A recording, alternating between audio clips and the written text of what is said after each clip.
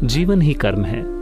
अगर आप कर्म रहित बनना चाहते हैं तो ऐसी कोई चीज नहीं है। तो आपको क्या लगता है हम आपके साथ क्या करने की कोशिश करते रहे हैं? इनर इंजीनियरिंग से अचानक आपको जीवन और आजादी का एक नया एहसास होने लगा।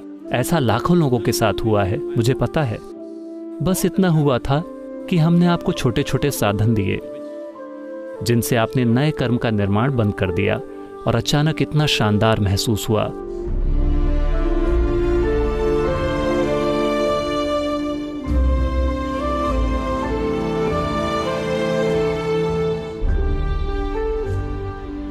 इसे देखने के कई तरीके हैं।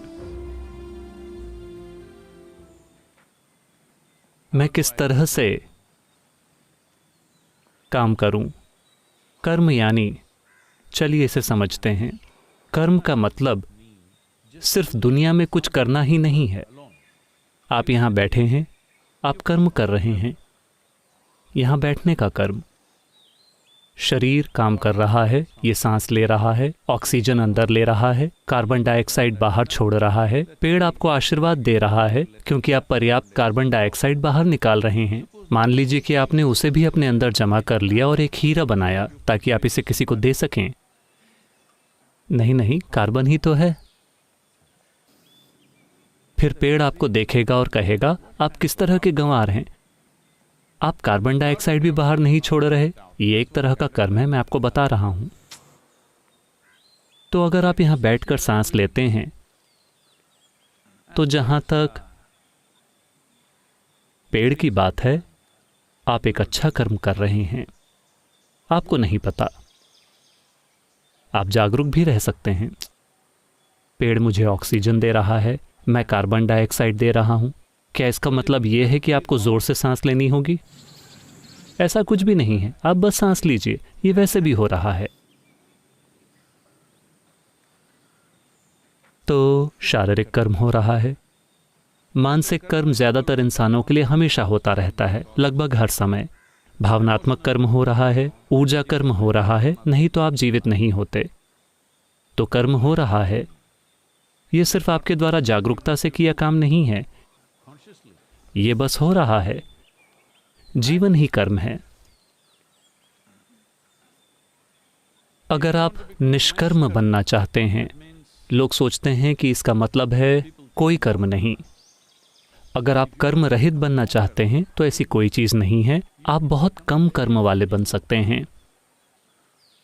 तो क्या एक आलसी आदमी निष्कर्म है? नहीं नहीं, आलस बहुत सारा कर्म है, क्योंकि आलसी बनने के लिए बहुत काम करना पड़ता है। कहने का मतलब, आपको हर चीज के लिए बहुत सारे स्पष्टीकरण तैयार करने होंगे और खुद को यह विश्वास दिलाना होगा कि आपको इस बारे में कुछ भी करने की जरूरत नहीं है। अभी वायरस फैल रहा है, आपके आसपास कोई मर रहा है, आपको अपने अंदर कुछ ना कुछ करना होगा ताकि आप उसके प्रति रिस्पॉन्ड ना करें, वरना उसके प्रति रिस्पॉन्ड करना आपके लिए स्वाभाविक है। तो आलसी होना निष्कर्म नहीं है। वैसे एक योगी लगभग एक हाइबरनेशन की अवस्था की तरह बन सकता है, जहां सब कुछ बहुत कम हो, लेकिन फिर भी वो कर्म से मुक्त नहीं है। शायद वो प्रति मिनट कम संख्या में सांसें ले रहा हो। आप शायद प्रति मिनट 12 से 15 सांसें लेते हैं। जब कोई यूं ही बैठता है तो उनके लिए शायद वो कम होकर 3 सांसें या शायद 6 या 8 हो जाएं, लेकिन आप उससे नीचे नहीं जा सकते। आप कुछ समय के लिए रोक भी सकते हैं, लेकिन ये सिर्फ कुछ समय के लिए है।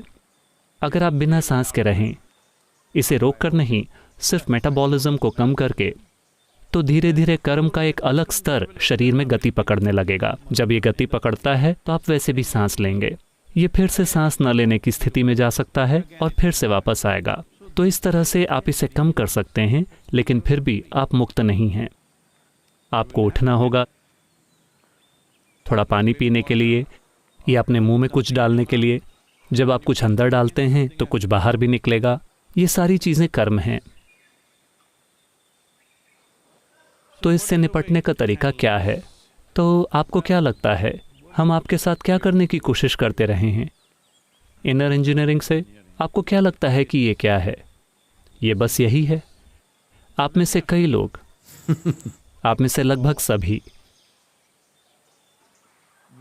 जब आपने इनर इंजीनियरिंग ऑनलाइन कार्यक्रम भी किया, आपने अभी भी कोई अभ्यास नहीं सीखा था, या आपने कार्यक्रम के पहले 2 दिनों में हिस्सा लिया, कोई अभ्यास नहीं, हम आपके साथ अभी भी बातें ही कर रहे थे। अचानक 2 दिनों के बाद अचानक आपको जीवन और आज़ादी का एक नया एहसास होने लगा। ऐसा लाखों लोगों के साथ हुआ है, मुझे पता है।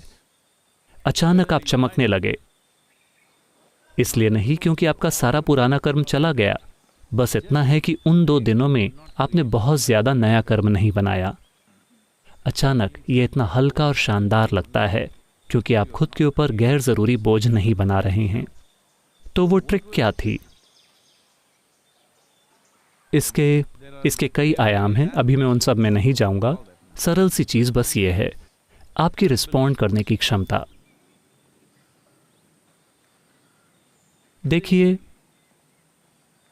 मैं इस बारे में कुछ करूं या ना करूं, अगर मैं इस बारे में सोचता हूं, फिलहाल कई लोग इसके साथ संघर्ष कर रहे हैं। मान लीजिए कि यहां पर कोई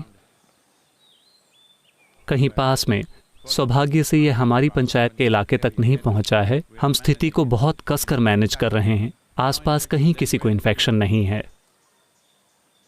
तो कोयंबटूर में कुछ लोग हैं, तो मान लीजिए कि वहां किसी को इन्फेक्शन है। अब मुझे कुछ करना चाहिए या नहीं? मैं क्यों करूं? दूसरे लोग करेंगे, हमें क्या पता कि वो लोग कौन हैं, उनके परिवार वाले होंगे, उन्हें करने दो। लेकिन अगर हम बस उस आदमी की पीड़ा को आपके सामने रख दें, तो आपको कुछ न करने के लिए बहुत सारा काम करना होगा। लेकिन आप जिस भी तरह से रिस्पॉन्ड कर सकते हैं, उस तरह से रिस्पॉन्ड करने के लिए हर कोई जाकर हर किसी की जान नहीं बचा सकता, लेकिन कम से कम जो आपसे होता है वो कीजिए। ये बहुत सरल है। आपको जितना कर्म करना पड़ेगा, मानसिक कर्म, वो नाटकीय रूप से कम हो जाएगा आपके मन के अंदर, सिर्फ इसलिए क्योंकि आपके रिस्पॉन्स में कोई भेदभाव नहीं रहा। रिस्पॉन्स में कोई भेदभाव नहीं है। लेकिन ये बात काम के साथ लागू नहीं होती, क्योंकि आप सारा काम करने का बीड़ा नहीं उठा सकते। काम आप हमेशा सोच समझ कर करते हैं, क्योंकि काम करने के लिए कई चीजों की जरूरत होती है। शारीरिक क्षमता, ऊर्जा, बुद्धिमत्ता, काम करने के साधन, काम करने के लिए समय, कई चीजें शामिल हैं। ये सभी चीजें सीमित मात्रा में होती हैं। कोई भी व्यक्ति अंधाधुंध काम नहीं कर सकता। अगर वो अंधाधुंध काम करते हैं तो वो बहुत जल्दी मर जाएंगे, और वो भी बुरा कर्म है। हाँ, ये है, गतिविधि अंधाधुंध नहीं होती, लेकिन हमारा रिस्पॉन्स बिना किसी भेदभाव के होता है। वो चाहे कुछ भी हो, मैं कुछ करना चाहूंगा, अगर हो सकेगा तो हम हर संभव चीज करेंगे। जो नहीं हो सकता, कम से कम हमारा थोड़ा सा इरादा है। सिर्फ उस एक वजह से आप कार्यक्रम में आए और आपको उस तरह की आजादी का एहसास हुआ। लोग मुझसे पूछते रहे हैं, सद्गुरु, योग के अभ्यास के बिना ऑनलाइन कार्यक्रम कैसे काम करेगा? मैं चाहता हूं कि आप जान लें कि शांभवी की दीक्षा के लिए आने से पहले ही आप शानदार महसूस कर रहे थे, सिर्फ इसलिए क्योंकि आपने नए कर्म बनाने बंद कर दिए थे। उन 3-4 दिनों में पुराना कर्म चला नहीं गया था, बस इतना कि नया बोझ नहीं बन रहा है। पुराने कर्म के लिए दरअसल जीवन जीना ही काफी है। यहां बैठकर सांस लेना, जीना, दिल का धड़कना, ये पुराने कर्म के विसर्जन की शुरुआत के लिए काफी हैं। कुछ चीजों को थोड़े और धक्के की जरूरत होती है, लेकिन ज्यादातर चीजें बस यूं ही चली जाएंगी। अगर आप बस यहां बैठकर यूं ही सांस लेते हैं, जीते हैं, दिल खुद ही धड़केगा। आपको कुछ भी नहीं करना है, या आप कर रहे हैं। आप में से कुछ लोग सोचते हैं कि आप सब कुछ कर रहे हैं। जब लोगों की सेहत की बात आती है तो उनके साथ एक बड़ी समस्या है, क्योंकि अब हर कोई एक इंटरनेट डॉक्टर है। उन्होंने बहुत सारी रिसर्च कर रखी है। डॉक्टरों का बुरा हाल है, क्योंकि आने वाले हर मरीज को बीमारी के बारे में डॉक्टर से भी ज्यादा पता होता है। डॉक्टर को कुछ ज़्यादा गहरी बातें पता है क्योंकि उसने पढ़ाई करने में 9-10 साल लगाए हैं और उसके पास मरीजों के इलाज का अनुभव है। लेकिन ये लोग इंटरनेट पर पढ़ लेते हैं। जैसे ही उन्हें पता चला कि उन्हें ये वाली बीमारी है, उन्होंने पिछले 3 दिनों में इंटरनेट पर मौजूद सारी चीज़ें पढ़ ली हैं और अब हर तरह के सवाल वे अपने खुद के प्रिस्क्रिप्शन के साथ जाते हैं। मुझे ये वाली दवाई दीजिए, मैं दूसरी कोई दवाई नहीं लूँगा। इस तरह से कई सारे लोग डॉक्टर्स के पास आकर कह रहे हैं, मैं ये दवाई नहीं लूँगा, सिर्फ ये वाली दवाई लूँगा। इन्हें बड़ा पढ़ा लिखा मरीज माना जाता है। बहुत ही ज़्यादा पढ़े लिखे मरीज का मतलब है कि आप जिंदगी भर मरीज ही रहेंगे। आपको ये समझना होगा। हाँ, अगर आप जिंदगी भर एक डॉक्टर रहते हैं तो ये अच्छी बात है। अगर आप जिंदगी भर मरीज बने रहते हैं, बहुत पढ़े लिखे मरीज, तो इसका क्या तुक है? ऐसा सिर्फ इसलिए है क्योंकि आपको लगता है कि आप ये कर रहे हैं। टुक टुक आपको करना होगा। आपको चेक करना होगा कि दिल कितनी बार धड़क रहा है। हर कोई एक बैंड पहने रहता है। तो लोग मुझसे पूछते हैं, सद्गुरु आपको एक मास्टर चेकअप करवाना चाहिए, ये ज़रूरी है। मैं कहता हूँ क्या? हर साल मैं हिमालय में ट्रैकिंग करता हूँ। मैं तिब्बत में हूँ, मैं कैलाश जा रहा हूँ। यही मेरी मजबूती की परीक्षा है। अगर मैं सफल नहीं होता तो आप मुझे हिमालय में ही दफना दीजिए बस, वरना आप जीते हैं। क्योंकि अगर आप खुद पर थोड़ा ध्यान देते हैं तो आप जान जाते हैं कि क्या हो रहा है। अगर आप पाते हैं कि कुछ गड़बड़ है, फिर डॉक्टर के पास जाइए और उस बारे में थोड़ी ज़्यादा क्वालिफाइड सलाह ले लीजिए, वो अलग बात है। लेकिन हर समय चिंता करना, क्या हो रहा है, क्या हो रहा है, ये अपने आप में एक बीमारी है। सेहत के बारे में बहुत ज़्यादा चिंता करना अपने आप में एक बीमारी है और ये एक बहुत बुरा कर्म है। इस कर्म का आपके ऊपर एक लंबा असर रहेगा। तो इनर इंजीनियरिंग के पहले 3 दिनों में बस इतना ही हुआ था, चाहे वो ऑनलाइन था या क्लास में। बस इतना हुआ था कि हमने आपको छोटे छोटे साधन दिए जिनसे आपने नए कर्म का निर्माण बंद कर दिया और अचानक इतना शानदार महसूस हुआ। आपने वो छोटा सा होमवर्क किया, ठीक है, छोटा सा होमवर्क। आज क्या क्या हुआ लिखने के लिए 5 चीज़ें। सिर्फ उस होमवर्क की वजह से आपने ध्यान दिया कि आप क्या कर रहे हैं और क्या नहीं कर रहे हैं। अचानक बहुत ज़्यादा आज़ादी महसूस हुई। अगर 2.5 घंटे के कार्यक्रम का आपके ऊपर इतना असर हो सकता है, अगर आप थोड़ा और ध्यान देते हैं इस लॉकडाउन के समय में, तो आप सीख सकते हैं कि कैसे कर्म न बनाएं। बस इतना कि आपके रिस्पॉन्स में कोई सीमा नहीं है। आप तय मत कीजिए कि क्या रिस्पॉन्ड करने के लायक है, क्या रिस्पॉन्ड करने के लायक नहीं है। वो आपका काम नहीं है। एक चिड़िया, एक टिड्डा, एक चींटी, एक इंसान, आदमी, औरत, बच्चा, चाहे कुछ भी हो, आप रिस्पॉन्ड कीजिए। क्या आपको कुछ करना होगा? नहीं। काम हमेशा सोच समझ कर किया जाता है क्योंकि काम में उन चीज़ों की मात्राएं शामिल हैं जो असीमित नहीं हैं। हमारी ऊर्जा असीमित नहीं है, हमारी बुद्धि असीमित नहीं है, हमारे कार्य वो असीमित हो ही नहीं सकते, वो हमेशा सीमित होते हैं। लेकिन हमारी रिस्पॉन्ड करने की क्षमता असीमित है। ये एक चीज़, बस ये एक चीज़ अगर आप करते हैं तो आप आज कोई कर्म नहीं बनाएंगे, आप बोझ को नहीं बढ़ाएंगे। बस बोझ को न बढ़ाना, आप देखेंगे कि ये मुक्ति जैसा महसूस होगा। आप इस तरह का नुकसान खुद को पहुंचा रहे हैं। आपको क्या लगता है कि जब आप एक बच्चे थे तब आप ऐसे थे? कर्म तब भी आपके पास था, तब भी आपके पास कर्म का पूरा गोदाम था, लेकिन फिर भी आप हंस रहे थे। अब आप ऐसे बन गए हैं। अरे वायरस सद्गुरु, वायरस। उससे पहले भी, वायरस के आने से पहले भी ज्यादातर लोग इतने गंभीर दिख रहे थे मानो वो कब्र से निकले हों। हाँ, ऐसा इसलिए है क्योंकि हर दिन ये बकवास इकट्ठी हो रही है, लगातार। हर दिन जो कुछ भी होता है आप इकट्ठा करते जाते हैं, इकट्ठा करते जाते हैं।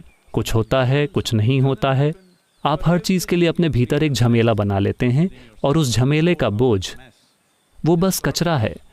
आप एक कचरे की ट्रक की तरह हैं, मैं आपको बता रहा हूँ। हाँ, लेकिन अभी लॉकडाउन चल रहा है, आपको कोई नया कचरा नहीं उठाना है। लॉकडाउन के बारे में ये एक अच्छी बात है। आप बस यूं ही, आप चुनिए मत, आप हैं ही कौन। आप ये तय करने वाले कौन होते हैं कि कौन सी चीज़ आपके ध्यान के काबिल है और कौन सी नहीं। जिसने भी ये सब बनाया, क्या आप देख सकते हैं कि एक घास के तिनके को भी उतनी ही सावधानी से बनाया गया है जितने से ये पेड़ या आप या एक हाथी या एक बाघ। एक छोटा सा प्राणी वहां चल रहा एक छोटा सा कीड़ा, क्या वो आपसे ज्यादा सुंदर है? हेलो, आपने हर तरह के नकली रंग लगा रखे हैं।